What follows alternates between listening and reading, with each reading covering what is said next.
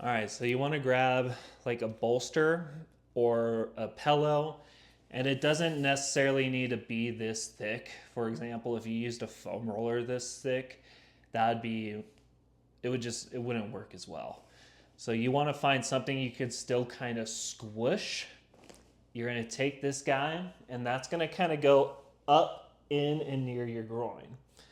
Okay, you're not cranking down on this thing. If you crank down on it, your knees might cave in. We don't want this knee caving in. We still want to keep the knees aligned with the second toe of the foot. And you're just thinking about keeping a little bit of pressure on that roller or that bolster.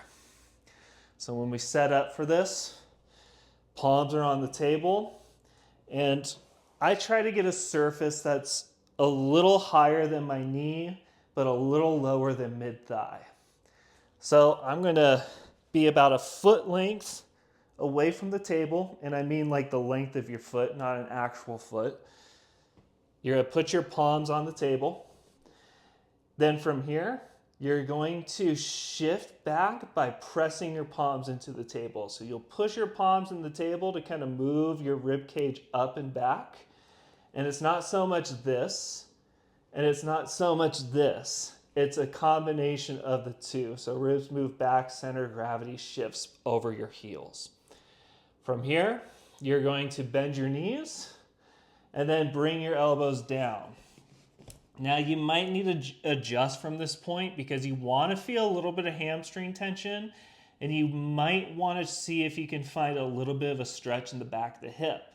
Now you might need to shift your weight back even further. Now from there, you want to keep your elbows pushing into the table. You're not slouched.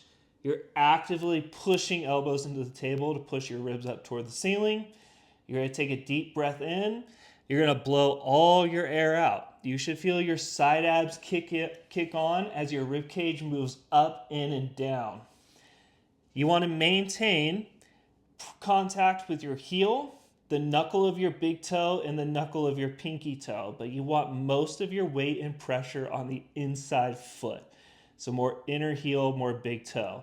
Do not let the outside edge of the foot come off the ground. Keep that contact there. This is your position. You're going to take a slow inhale through your nose, full exhale out your mouth.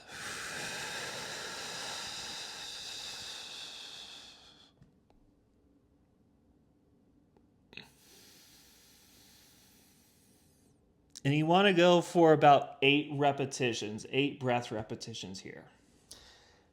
Now, depending on your height, you might need some yoga blocks or maybe 2 books that are about the same height, fairly thick for those individuals who need to be in lesser degrees of hip flexion. So with the books, or in this case, I'm using yoga blocks, it's the same setup.